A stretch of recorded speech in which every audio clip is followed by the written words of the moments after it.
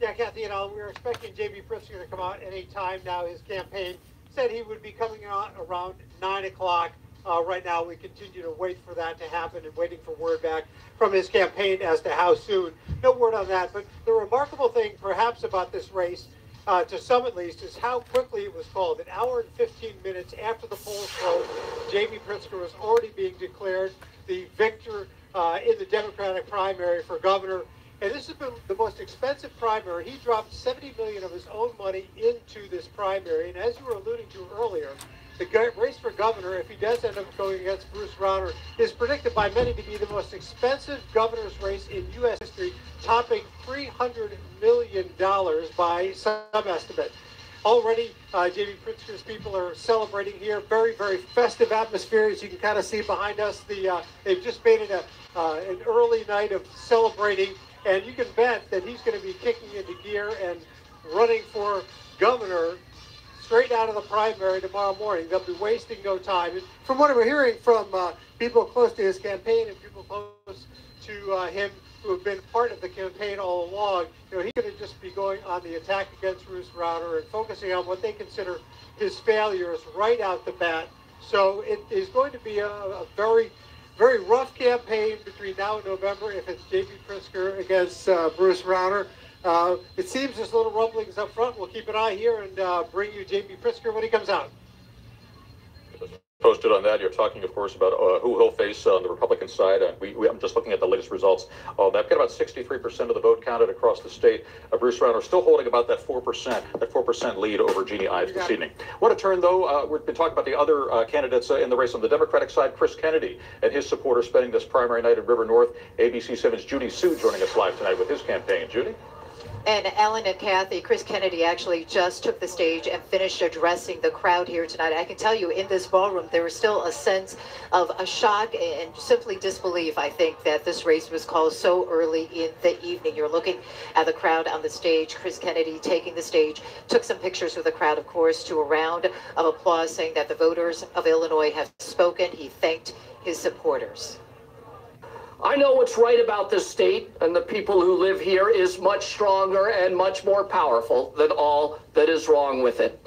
I hope the team that has been involved in our campaign remains in public life to bring the change that we need for our state. We're going to now go to JB Pritzker, who is on stage and addressing his supporters tonight. JB Pritzker. Guys, he is going to speak soon. He just came up on stage probably about 30 seconds ago. As you can see from him, I'll step out of the way so you can kind of keep an eye on he and his running mate, State Rep Juliana Stratton.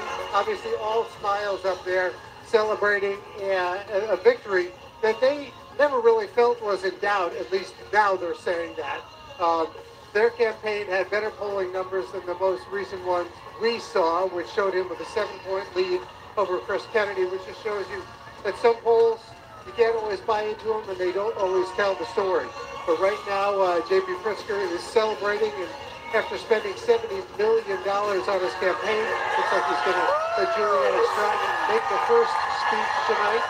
We'll listen in to what she has to say. Hello, everyone, and thank you all so much. 7 months ago, when JB asked me to be his running mate, I quoted an African proverb: if you want to go fast, you go alone. But if you want to go far, you go together.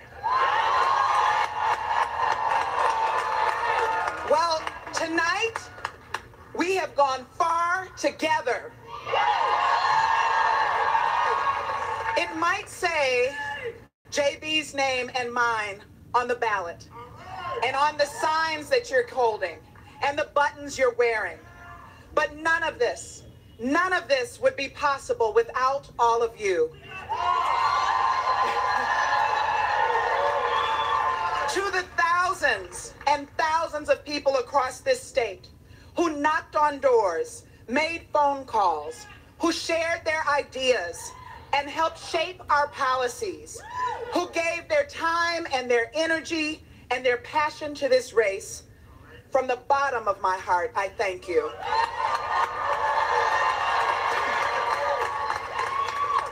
You have demonstrated something that I've seen proven true over and over again. And that is that here in Illinois and in communities all across this great state, the wisdom is in the room if we will only just listen. Problem solving is not just done by a few people in the governor's mansion or in the General Assembly. Problem solving is all of us working together to better our state. It is the chorus of women rising up against the misogynist in the White House and speaking out against the sexual harassment and gender discrimination and pay inequities that have made us suffer for far too long. It is the inspiring and courageous students demanding that elected officials enact common sense gun laws to stop the unconscionable slaughter in our schools and streets that has gone on far too long. And it's residents of forgotten communities all across our state, which have suffered decades of disinvestment, who are claiming their seat at the table and making it abundantly clear that we no longer want policy to be done to us, we want it to be made with us and for us. And it's the working families who power our state and seek to fairly share in the prosperity their labors create. We have the wisdom. We have the passion. We have the power. And we're going to use them to defeat Bruce Rauner and rebuild Illinois.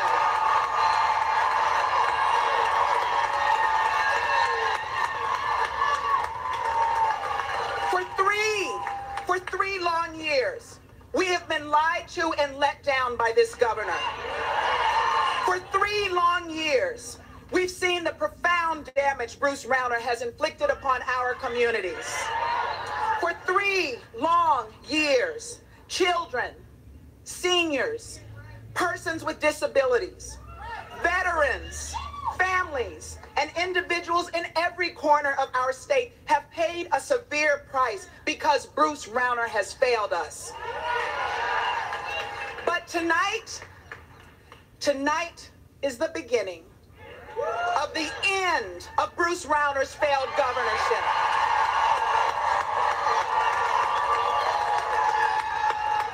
We are building a campaign that is bigger and better and more inclusive than any the state has ever seen. This is a movement that rejects Bruce Rauner's poisoned politics of division, disinvestment, and destruction. It is a movement to take back this state. And leading this movement is our next governor, JB Pritzker.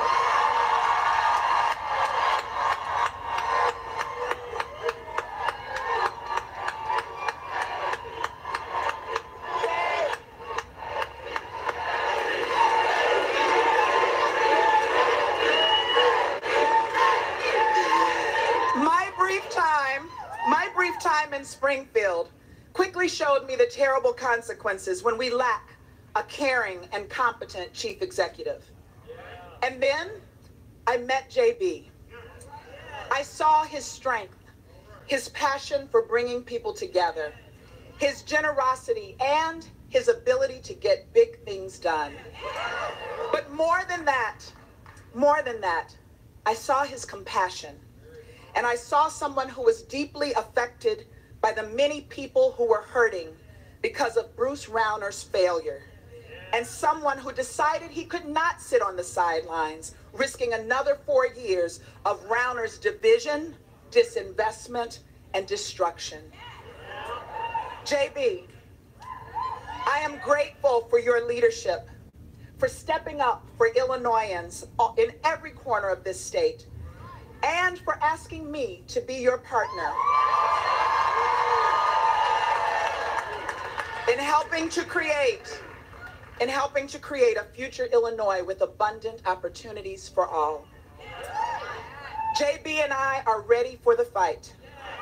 And it's a fight that we readily take on, because we know our cause is just and it's the right thing to do for the people of this state that we love so much. And ladies and gentlemen, we know that you are under no illusions, and neither are we. This will not be easy. Bruce Rauner is a desperate man. And in his desperation, he's going to do everything he can to distract from his unprecedented record of failure. And it's going to be a fight like we've never seen. And to win it, JB and I will need every single one of you in our corner.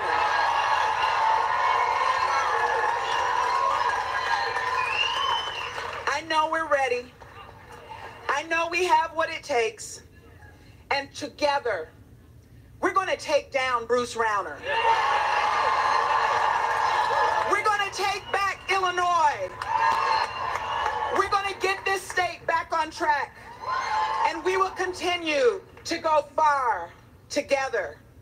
And now, everyone, please join me in welcoming your Democratic nominee and the next governor of the state of Illinois, JB Pritzker.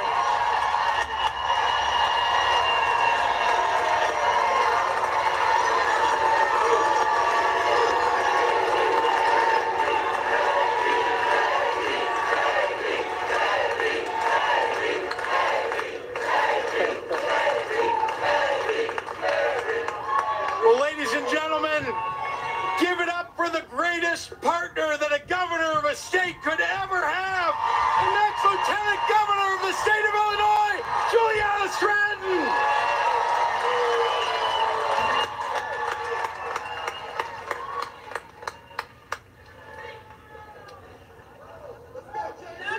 I'm JB Pritzker, and I'm going to beat Bruce Rauner. And together, we're going to put Springfield back on the side of working families. Now, through thick and thin, in the highest and lowest moments of this campaign, there is one person whose strength and love and persistence have kept this candidate moving ever forward, always reminding me that the future of the state of Illinois is at stake. And that's my wife and the next First Lady of the state of Illinois, M.K. Pritzker.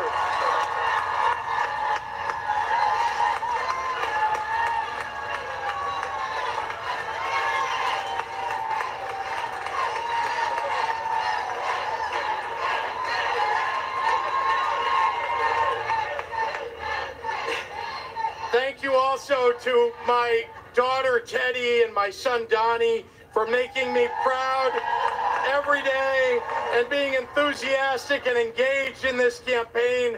I love you more than you will ever know. Now, to my campaign manager, Ann Caprera, and the amazing team that we have assembled, you are the very definition of dedication and integrity. And I say to them, get some sleep, but not too much, because the general election begins right now. To Senator Dick Durbin and Senator Tammy Duckworth, to Comptroller Susana Mendoza, Treasurer Mike Frericks, and Secretary of State Jesse White, thank you all for your friendship and your support and encouragement that you've given me throughout this primary. And I want to thank Chris Kennedy and Daniel Biss and Tio Hardiman and Bob Diber and Bob Marshall for running for governor. And also Alderman Amaya Pawar, who brought the voices of so many forgotten citizens to the table. Ladies and gentlemen, I became a Democrat because of my mother. When I was little, she took me knocking on doors for progressive candidates when most kids were still playing with Legos. She was an advocate for civil rights, for LGBTQ rights, for women's rights, for economic and social justice, for societal change that was ahead of her time. She was fearless in all the ways that matter. My mother instinctually knew what many in politics never learn, that it's okay to be the lone voice for change, that courage isn't found in the crowds, but in the quiet moments of purposeful struggle. I've run a campaign about economic justice, about civil rights, about criminal justice reform, about the kitchen table issues that families struggle with every day. How to pay for rising costs of healthcare, how to pay for the kids' education, how to get a job that pays a head of household wage. I've gone to neighborhoods across this city and communities across this state that very rarely see a candidate for governor. And I've listened closely to workers and to students and to grandparents and to teachers. And I've run a campaign that's rich in gender, race, and economic diversity. And I built a platform out of the values that my Democratic mother held so very dear to her heart. After winning a primary, conventional politicians always attempt to offer independent and Republican voters some watered-down mishmash of policies that neither offend nor enlighten but merely satisfy. As if platitudes can replace passion, as if cowardice can replace candor. Instead, I want to take a page from the youth of this country tonight and call BS on the same old playbook. So tonight, we begin a general election campaign about issues that are as bold as they are big. This campaign is not just about the failed policies of a failed governor who thinks that lifting up the people of Illinois is a government expense rather than an investment in the future. No, this campaign is about a fight for economic security, about jobs and wages, healthcare, education, and human services for working families in Illinois. It's about David and Linda Luzader in Milan, Illinois, near the Quad Cities, who lost the services for people with disabilities that they relied upon, services that the state used to cover. But when the budget crisis came, Bruce Rauner's budget crisis, their social service agency closed. We must address the real economic injustice in Illinois by confronting it frankly and honestly. Let's talk about the fact that when a low-income family works long and hard to struggle its way into the middle class, seeking to stabilize and make a better life for your children, working hard at not one, but two jobs. When you get there, still, you are just one medical emergency, one flat tire, one unexpected expense away from having your entire economic future collapse. Let's talk about how this country and this state have made it a crime to be poor. It's not right that government can destroy your credit and confiscate your car because you can't afford a few parking tickets. Or to dangle the American dream of building a small business in front of black and brown entrepreneurs, but deny them the capital needed to get started. Or to take away your professional license when you're struggling to make your student loan payments. We can do so much better. Let's fund our schools properly so that every child gets a quality education, no matter what zip code they live in, no matter the color of their skin. That's right. We're going to go back now to the Illinois governor race on the Republican side, a bitter contest between incumbent Bruce Rauner and challenger Jeannie Ives. It has looked like this numbers-wise most of the evening, about a 4-point gap there, 72% of the vote in. Governor Bruce Rauner holding on to a slim lead over State Rep Jeannie Ives. And it's interesting, Kathy, as we've been looking further, deeper into the counties in the state and where these votes are coming from. You look at DuPage, only 11% of the votes in at DuPage right now. Rauner has a slight edge over Jeannie Ives there. But go to a county like Effingham, for instance. where Jeannie Ives is beating Rauner by almost a 2-to-1 margin as I look at our statistics at the county level. Just to give an example as to where the votes are coming from, it seems like she's doing well downstate. She is, and more downstate numbers have to come in as opposed to around the Chicago area. Let's get to the Jeannie Ives campaign right now. Ravi Beshwal is following it. He is live in Glen Ellen. Ravi. Well, Kathy and Alan, that's exactly what people here are hoping to see, that when those downstate numbers start to come in, this gap between the two starts to shrink even more. We've been watching it all night. 6%, 5%, 4%, now less than that, 3%. And as you say, the downstate votes are still to be counted here. There's lots more of them to come in. But I'll tell you right now, take a look at the room behind me right here, about 250 to 300 folks who are here to support Jeannie Ives, and we are in the Abington Banquet Suites. We're out here in the western suburbs in Glen Ellen, a very strong conservative belt in DuPage County that seems to have what they think is the momentum in this race, and it's something that's come up just really over the last several weeks or so, certainly after Jeannie Ives was able to get on TV with some very hard-hitting commercials and to talk to conservatives and talk about how Bruce Rauner had failed them and failed this opportunity to reform the state fiscally and financially. And about an hour ago, she did come through to have some talks with well-wishers and see people and listen to the band singing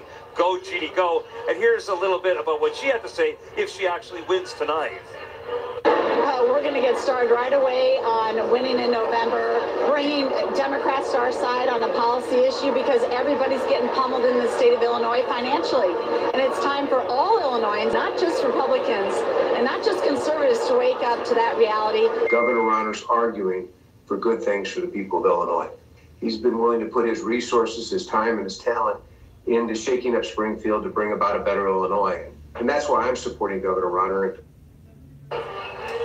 Of course, State Senator Bill Brady, who is sticking with Bruce Rauner here, but it does show you what kind of cleavage we have in the Republican Party in Illinois and why Jeannie Ives, who just a few weeks ago or maybe a couple of months ago didn't even show up on anyone's radar, is very much looking like she is going to give Bruce Rauner a real run for his money tonight. We'll be bringing you the very latest from the western suburbs. So for now, reporting live, Ravi Beshwal, ABC7 Eyewitness News. Back to you, too. Ravi, thanks. Yeah, I think it is a literal run for the money, that's for sure. Let's check in with Governor Rauner's headquarters. Our Rob Elgis is there live. Rob?